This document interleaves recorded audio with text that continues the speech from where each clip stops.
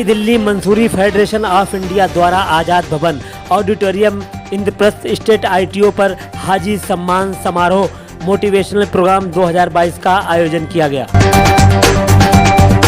जिसमें 2022 में हज करके आए तमाम हाजियों और हज्जनों को सम्मानित किया गया। कार्यक्रम का नेतृत्व किया मंसूरी फेडरेशन ऑफ इंडिया के राष्ट्रीय अध्यक्ष हाजी मेहंदी हसन मंसूरी व उनकी टीम ने। वहीं कार्यक्रम में मंसूरी समाज की काफी बड़ी संख्या में भीड़ देखने को मिली। प्रोग्राम में 4 चांद लगाने पहुंचे मशहूर शायर शर्फनान पारवी।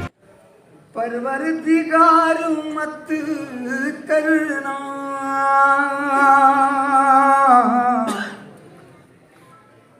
हिसाब हश्र में, परवरदिगार मत करना मेरा लिबास बशर तार तार मत करना,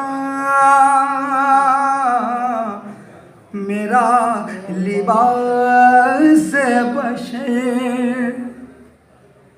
गुनाहगार हूँ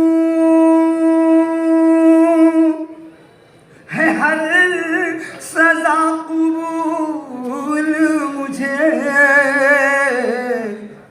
नबी के आगे मगर शर्मसार मत करना, नबी के आगे मगर शर्मसार मत करना, हिसाब हश्र में होगा शरफ, तुम भी मसरूफ निदहत ही रहना शरफ। लो फरिश्ते भी सुनने कलाम आ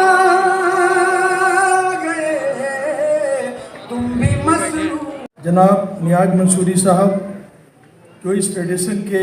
वहीं कार्यक्रम में कई बड़ी जानी मानी शख्सियतें मौजूद रहीं। जाकिर खान मंसूरी अल्पसंख्यक आयोग चेयरमैन दिल्ली सरकार, उर्स कमेटी चेयरमैन दिल्ली सरकार, Urdu academy vice chairman Delhi सरकार Haji Taj Mohammad, Anil Kumar Vajpayee MLA Gandhinagar, ex MLA Mateen Chaudhary, भारतीय पत्रकारिता काउंसिल के राष्ट्रीय अध्यक्ष Mohammad Alam Mansoori, Momina Mansoori MNDA editor, Basharat Khan Mansoori member अल्पसंख्यक आयोग advising board, Ishaq Mansoori member अल्पसंख्यक आयोग एडवाइजिंग बोर्ड, अब्दुल रशीद वरिष्ठ समाज सेवी कमर दराज।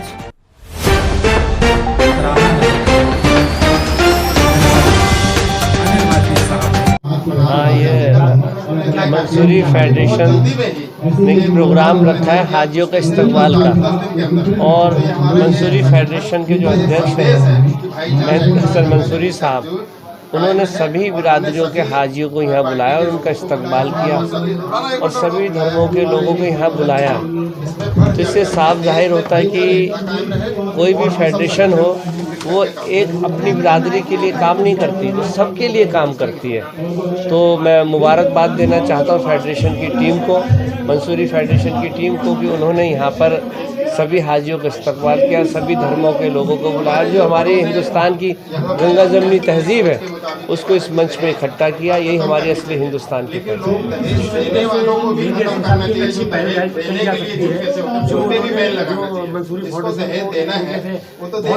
चालू किया और कई स्टेटों में भी इनका मामला पहुंच चुका है। इस तरीके से देखिए, मेहनत करने वाले हमेशा आगे निकलते हैं और जो घरों में बैठते हैं वो आगे नहीं निकल सकते। तो ये मेहनत कर रहे हैं और मेहनत का नतीजा है कि सभी स्टेटों के लोग यहाँ पे आए हैं। तो मुबारकबाद देना चाहता हूँ कि वो कम से कम मेहनत करके समाज के लिए काम कर रहे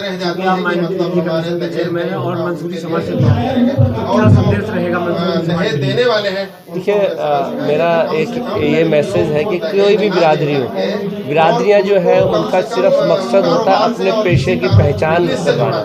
तो बिरादरी का मकसद ये नहीं होता कि वो अपनी बिरादरी के लिए काम करें। बिरादरी के जो भी व्यक्ति होते हैं वो अपनी उनकी एक पहचान होती है कि हम करिए कुरैशी बिरादरी, तो ध्यान जाता है कि वो अपना गोश्त का कारोबार करते हैं। अगर हम मलिक बिरादरी की बात करते हैं, पहचान जाती है कि वो उसका तो तेल का कारोबार हो। कोई मंसूरियों की बात करते तो लगता है धुने का कारोबार हो।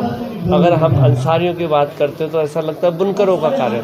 मगर आज पेशे बदल चुके हैं, मगर अपनी पहचान रखने के लिए, अपनी बिरादरियों में शादी ब्याह रखने के लिए आज वो बिरादरियाँ एक बिरादरी तक सीमित नहीं रह गई है। आज बिरादरियां हैं कि कोई भी समाज, कोई भी बिरादरी तरक्की याफ्ता हो और वहाँ पे कोई रिश्ते करने तो एक दूसरे की बिरादरी में भी रिश्ते करते हैं। मैं समझता हूँ कि कोई भी बिरादरी का संगठन है वो कट्टरवादी नहीं होना चाहिए कि वो सिर्फ अपने अपने को देखे।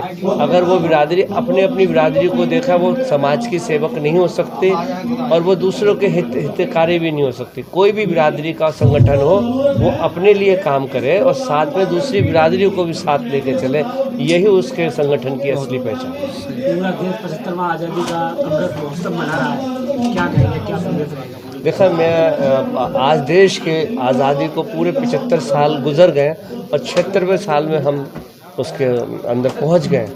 मगर हिंदुस्तान के अंदर जो सबसे बड़ी पहचान हिंदुस्तान की कि हमारे देश को सभी धर्मों के लोगों ने आज़ाद किया। अगर हम रानी झांसी की बात करें तो बेगम हजरत महल की कुर्बानी को नहीं भूल सकते। अगर हम भगत सिंह की बात करें तो अशफाकुल्लाह खां की कुर्बानी नहीं भूल सकते। अगर हम महात्मा गांधी की बात करें तो हम खान अब्दुल गफ्फार खान को नहीं भूल सकते। अगर हम मौलाना अबुल कलाम आज़ाद की बात करें तो डॉक्टर भीमराव अम्बेडकर को नहीं भूल सकते। इसका मतलब सभी धर्मों के लोगों ने मिलजुल कर हिस्सा लिया और देश की आज़ादी को लड़ाई लड़ी और देश आज़ाद हुआ।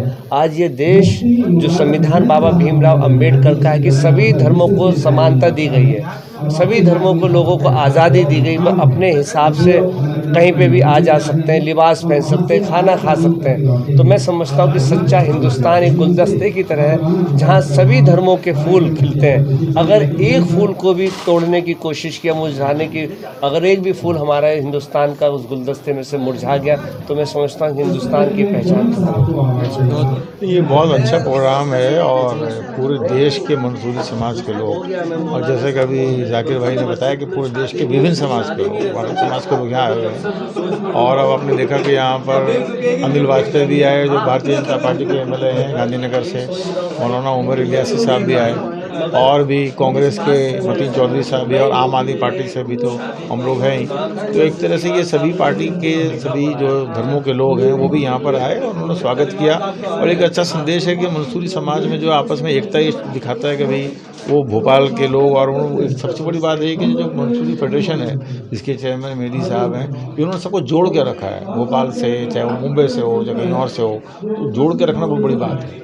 जैसे कि मंच के ऊपर गंगा जमुनी तहजीब का एक मामला देखने को मिला है, बहुत अच्छी बात है, बहुत अच्छी पहल है, तो इसको किस नज़रिए से आप देखते हैं? नहीं, बहुत अच्छी पहल है और मुझे मैं समझता हूँ इसका संदेश दूसरी जगह भी जाना चाहिए।